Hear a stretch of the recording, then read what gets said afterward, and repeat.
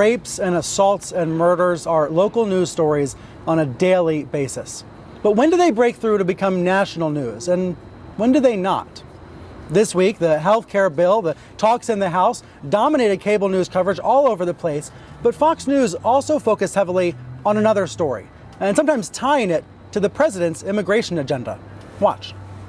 Two alleged assailants, Jose Montano and Henry Sanchez Millian, both arrived in this country just a few months ago. This terrible crime is just the latest in a long list of Americans who are victims because of illegal immigration. The shocking case of a 14-year-old girl allegedly raped by two illegal immigrants in a Maryland school got me thinking. Do you know who's in school with your children? If you think that your school administrator, principal, has your back, think again.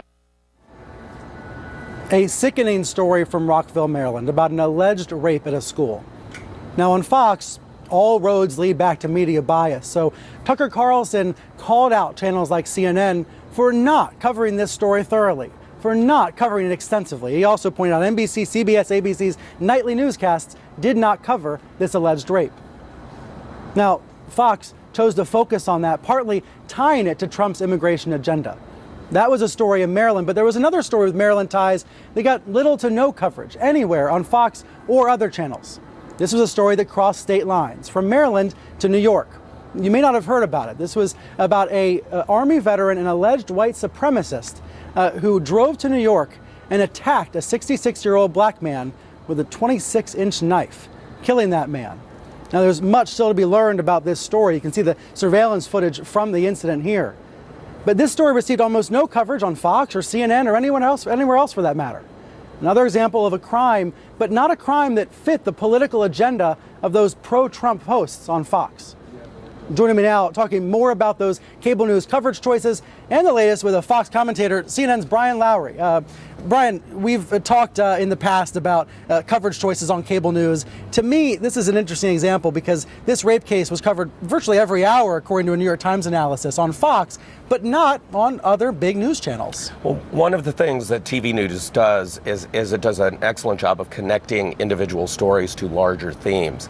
And in this case, it really dovetailed with the theme Fox wanted to push, supporting Trump's immigration agenda. Right. And I also think the fact that they could use it to buttress their point that this is the kind of coverage you won't get on other media, that's just a win-win for them. That's a benefit. That's interesting.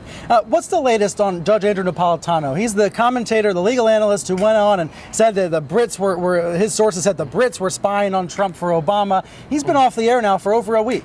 Well, I think it's interesting. I think if Roger Ailes were still running Fox, I think Napolitano would have been taken off because there was an embarrassing situation, and then he would have just as quietly slipped back onto the air.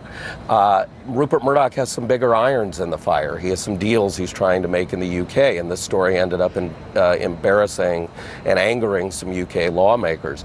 So to the extent that Murdoch is calling the shots instead of Ailes, this might play out differently. But if this were Fox of a year ago, you would see Napolitano back, I think, fairly soon. Yeah, no word from Fox on when he'll be back. They say he's not suspended or fired. He's just kind of taking a time out. Real quickly, here's a headline from Politico. I believe the story was yesterday, saying Napolitano told friends that Trump told him he was on the Supreme Court shortlist. Whether that's true or not, and I'm thinking it's not true, it's an interesting connection between a Fox commentator and the president.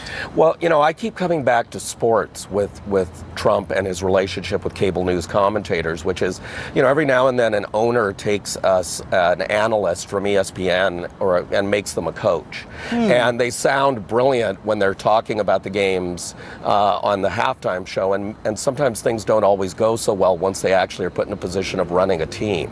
And it sort of feels to me like he has, in some respects, misread that the fact these people can sound brilliant, analyzing from the sidelines, is very different from actually going in and getting your fingernails dirty. Brian, great to see you. Thank you. Thanks for being here. And thanks for watching today. We'll be back next week. State of the Union coming up next.